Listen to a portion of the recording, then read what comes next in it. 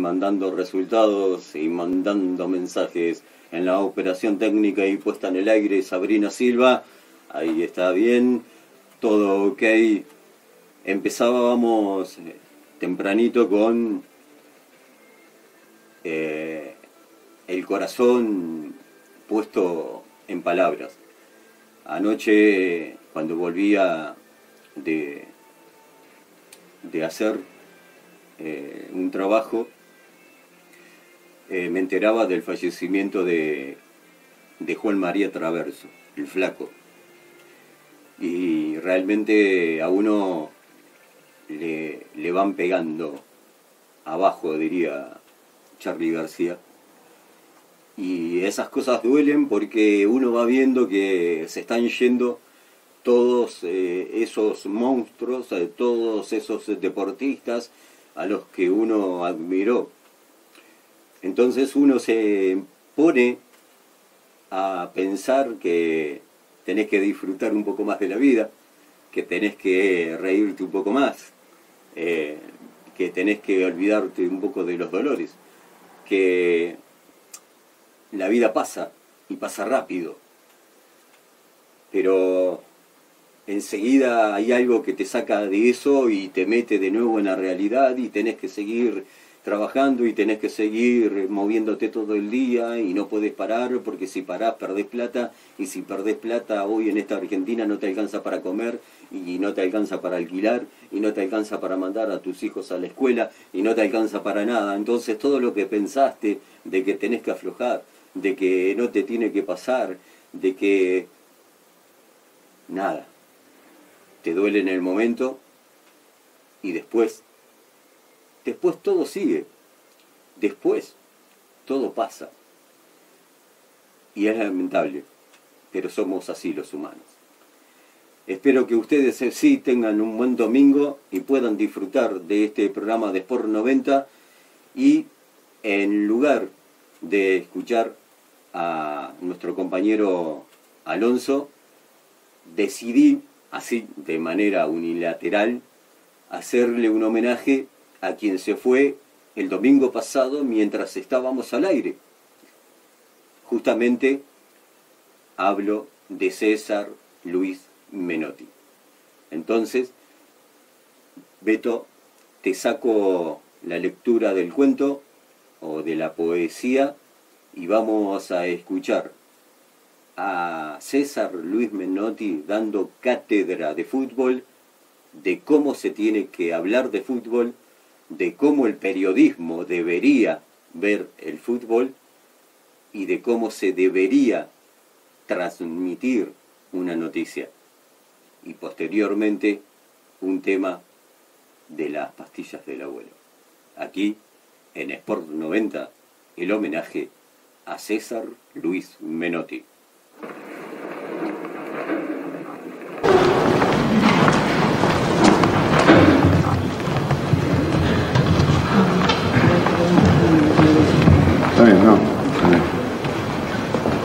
En primer lugar, me siento honrado de que el fútbol haya arribado al teatro como una expresión de arte. Y para mí es fundamental la posibilidad del diálogo con especialistas de fútbol o con hombres que quieren arribar a la conducción de este deporte invadido por el gran negocio y con una total desprotección a lo que hace al deporte en sí, al futbolista en su crecimiento y en la custodia.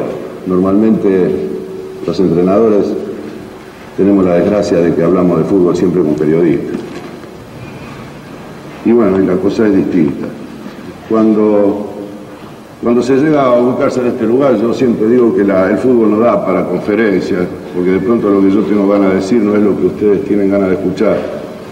Es mucho más lindo el diálogo y el intercambio. Pero cuando venía para acá me preguntaban si llevaba algún apunte, ¿no? Si llevaba algo para... Y me cuestionaba a mi familia, así, ¿cómo vas a dar una charla y no llevas nada? Y digo que cuando se está de este lado, la iniciación de la charla tiene que decir, vamos a tratar de hablar de algo que a ustedes y a mí me interesan, y no como a veces escuchamos en los medios de comunicación que hablan como diciendo voy a hablar de algo de lo cual ustedes no saben nada. Entonces mi idea era, en primer lugar, intentar algunas reflexiones. Nosotros los hombres de fútbol, los que nacimos en una cancha, al menos a mí me pasa, me siento maltratado por la cantidad de mensajes de confusión a un público que pareciera que hasta está perdiendo el buen gusto o la memoria de lo que ha significado el fútbol argentino para nosotros. Es decir, el fútbol para este país ha sido un hecho cultural. Y un hecho cultural no es nada más ni nada menos un lugar de expresión, donde el hombre desde cualquier lugar, desde cualquier sociedad, la maltratada, esta que se la denominan los desposeídos, porque también hay quienes se encargan de que sean los desposeídos, encontrábamos en el fútbol un lugar donde expresar, así como los músicos con un instrumento, así como un poeta con una lapicera. Nosotros los futbolistas empezábamos a hacer algo y a manifestarnos a través de esta belleza que tiene el fútbol juego. Entonces yo pensaba, en primer lugar, charlar con ustedes, decir qué es un equipo, qué es un equipo de fútbol. A los efectos nada más de que este tipo de charlas sirve en la medida de lo que ustedes puedan llevarse, por lo menos lo que no deben hacer, por lo menos lo que no les sirva. Entonces yo sostengo que un equipo es ante que nada una idea, ¿no? Como una orquesta es una idea. Por eso los tangueros había quien le gustaba D'Arienzo, otro le gustaba Troilo. Un equipo de fútbol es una idea. Y además de una idea, es un compromiso. Y además de un compromiso son las claras convicciones que un entrenador debe transmitir a sus jugadores para defender esa idea. No termina ahí. Es decir, porque también una vez escuchaba a dos vagos en un café que decían, estaban sin laburo los dos, entonces uno le decía al otro, tengo una idea que nos vamos a salvar. Y era la idea de asaltar un banco. Por lo tanto, hay ideas que sirven y otras que no. Hay ideas que intentan a favor de algunas miserias que se arrastran por una sociedad tan difícil, donde pareciera que hay que transitar el camino del éxito de cualquier manera, que no le hacen bien al proyecto de fútbol. Entonces, esta idea de un equipo está ligada a un montón de razones que es la que he sostenido para defender. Es decir, en primer lugar, que un equipo de fútbol es un equipo de fútbol. Y esa idea de un equipo de fútbol está sustentada por una realidad argentina. Es decir, el miedo por el cual estoy atravesando en los últimos tiempos es el hecho de que el jugador pierda su naturaleza de jugador, que a favor del modernismo y de la táctica, que en definitiva no es nada más que la ubicación geográfica de un equipo para recuperar la pelota y la ubicación geográfica para después jugarla, que en definitiva sería, volviendo atrás, tratar de que no nos hagan goles y tratar de hacer goles. Entonces, mi preocupación es que los entrenadores no nos arroguemos el derecho de quitarle al espectáculo el sinónimo de fiesta, a favor de un razonamiento filosófico que no tiene sustentación, que es evitar los riesgos. No conozco ningún sistema que evite riesgos. Los riesgos están como en la vida. Si fuese por evitar riesgos, uno no se enamoraría nunca por miedo a que lo traicionen, ni tendría un amigo por miedo a que lo defraude. Entonces los riesgos en el fútbol están, porque de la única manera que no se puede arriesgar en cualquier juego es no jugando.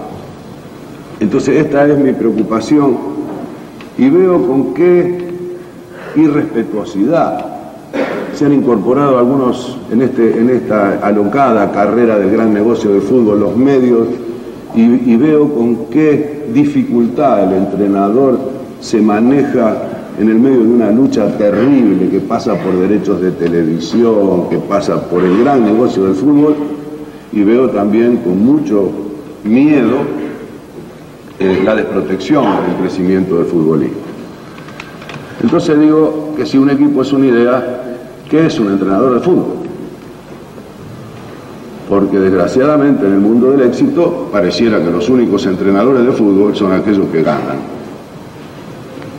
Y bueno, y en esto de ganar, que todos queremos ganar, por eso aparece tontamente en alguna frase que dicen algunos: yo quiero ganar hasta jugando a la bolita. Yo no vi nunca a nadie que salga a cualquier tipo de competencia y no quiera ganar. Yo lo que digo es que tenemos que tener mucho cuidado con la soledad del éxito conseguido de cualquier manera. Entonces, si un equipo es una idea, un entrenador es la idea de ese equipo. Y aquellos que creen que el éxito es la única consecuencia de un trabajo, que piensen muy bien, insisto, en la soledad que tendrán el día que ese éxito no aparezca. Porque en definitiva siempre gana uno. Y cuando un entrenador tiene a su cargo la conducción de un equipo y tiene una idea, y después cuando las cosas no vienen bien trata de buscar respuesta en cuanto a esa idea, jugando algunos roles que nosotros sabemos que esa idea se defiende en la elección de jugadores, en la elección de un estilo, y sobre todo en el enorme compromiso que tenemos que tener con el espectáculo y con la gente, porque nosotros somos la gente, hoy nosotros no participamos de un evento. El modernismo ha llevado a la irresponsabilidad de que cualquier tipo pueda decir cualquier barbaridad en el nombre del modernismo. Así ustedes van a ver estos arquitectos modernos que ponen el inodoro en la cocina, la heladera en el baño, los cuadros en vez de ponerlo en la pared, entonces uno dice, qué cosa rara. Pero se vive, adentro de ese modernismo se vive instancias muy duras y muy difíciles, como es la de quitarle el placer al futbolista de jugar. Todo futbolista que arriba a primera división tenemos que saber que tiene todas las posibilidades de poder participar. Esto no significa que el equipo está siempre ligado a los talentos, y esto también no significa que aquellos con menos talento siempre han sido generosos a favor de un equipo. Pero insisto, si no somos capaces de sostener una idea donde defienda la naturaleza del futbolista, si el futbolista no entiende y no aprende que el dinero nunca puede salpicar su naturaleza, si acá mañana se para Serrat o se para la Negra Sosa y canta, a nosotros no nos importa cuánto cobra, a nosotros no, lo que sí nos tiene que importar es que no nos traicione su mensaje, que no nos mienta, que no nos engañe cuando la diferencia está dada en los entrenadores, que están aquellos que cuando le dan la propuesta la meten en el bolsillo y dicen cuánto hay, como los actores, ¿no? Hay actores que meten el libreto en el bolsillo y dicen cuánta guita hay, y hay otros actores que leen el libreto y dicen esto yo no lo hago por ninguna plata. En esta carrera de crecimiento del entrenador hemos arribado a lugares donde realmente la soledad es espantosa. Y yo divido a los entrenadores entre los que dignifican la profesión y los otros. Entre los que dignifican la profesión podemos tener diferencia, discrepancia. Le puede gustar jugar con líbero, con stopper, al otro le puede jugar en zona. Pero lo que no debemos permitir de que esta idea de dignificar la profesión de entrenador sean avasallados por los hombres del gran negocio, por aquellos que están a la espera de vender con la derrota, de vender con el fracaso, de vender con el triunfo, de vender con todo lo que se pueda. Total, todo lo que vende sirve. Entonces sirve vender con la tragedia de la derrota, porque tampoco debería ser una tragedia, o subirse arriba del carro de los triunfadores para sostener que esa es la única verdad del fútbol. Y yo veo esa soledad, porque no hemos sido capaces de acompañar el crecimiento tecnológico de los medios, los entrenadores, para evitar esa soledad. Y cuando se habla de la asociación de entrenadores, yo tengo un profundo respeto por la asociación de entrenadores. Debo ser claro también, porque así como lo respeto muchísimo, también le exijo que luchemos, porque cuando digo que no acompañamos este proyecto tecnológico que el fútbol tiene, cuando uno dice una cosa en, no sé, en Marco Juárez, esa misma cosa a los 3 minutos sale en Roma. Y los entrenadores no hemos tenido la capacidad de agruparnos y defendernos. Y entonces, en esta confusión que vivimos, se desata una lucha despiadada por ocupar lugares. Y tenemos que soportar a veces la calumnia, la mentira de grupos monopólicos de poder que tienen su proyecto. Y entonces ahora cabería decir que los entrenadores están divididos en dos: los que están protegidos por esos grupos monopólicos y los otros. Y esto es muy triste y muy duro decirlo. Entonces mi idea de esto es, en definitiva, generar en ustedes mi deseo de que un entrenador de fútbol es mucho más que un hombre exitoso que gana una copa.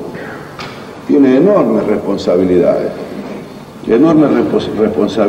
en la conducción y en la caracterización de lo que es un futbolista. Porque un futbolista tiene código, porque el fútbol es solidario, porque el fútbol, más allá de los razonamientos tácticos, tiene que tener un enorme compromiso en lograr una relación afectiva con la gente, que son los sostenedores. Y aquellos que dicen que lo único que importa es ganar, quiero advertirles también que siempre gana uno. Por lo tanto, en un campeonato de 30 hay 29 que se tienen que preguntar: ¿qué dejé yo en este club? ¿Qué cosa le aporté yo a mis jugadores? ¿Qué posibilidades de crecimiento yo di a mi futbolista? Entonces se plantean discusiones como si todos juegan de todo, si los laterales suben, si es 4-2-4, como si el fútbol se podría computarizar. Cuando digo que el fútbol es una idea y la orquesta es una idea, un director de orquesta tiene la facilidad de escribir música y el músico sube y toca solo, nadie lo empuja. Un jugador de fútbol, cuando un técnico tiene una idea, nace esa idea de la competencia. Entonces esa idea solamente puede estar respaldada si nosotros asumimos el compromiso de crecimiento del jugador por el conocimiento. Y el conocimiento nosotros estamos obligados a aprenderlo de la historia. Nadie se recibe de entrenador leyendo libros, como se puede recibir un tipo de abogado conociendo las leyes, o de medicina estudiando anatomía o fisiología, sin desconocer los aportes científicos y tecnológicos que nos facilitan ahora un montón de razones que en definitiva siguen siendo valor agregado. Como por ejemplo el ver partidos en televisión, una televisión que no tiene profundidad y que de ninguna manera se puede analizar un partido de fútbol desde la televisión, porque yo cuando veo televisión me cuesta 20 minutos para saber cómo marca el equipo de acuerdo a cómo la cámara me esté enfocando, porque la cámara sigue la pelota, pero también sirve porque me da alguna panorámica en cuanto a las individualidades, en cuanto a algunos